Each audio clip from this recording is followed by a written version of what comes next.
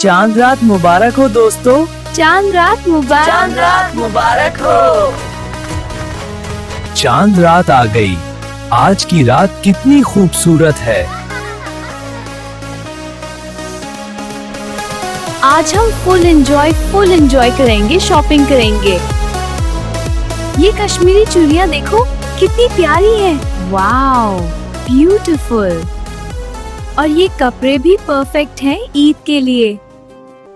आओ इस झोपड़ी में देखते हैं क्या है वहाँ। जी चलो। ये बच्चे कितने उदास हैं, इनके पास कुछ भी नहीं। हमें इनकी हेल्प करनी चाहिए, बेचारे बहुत गरीब हैं। अगर हम एक्स्ट्रा एक्सपेंस कर सकते हैं तो हेल्प भी कर सकते हैं। ये ले अपने बच्चों के लिए। शुक्रिया, दिल से शुक्रिया।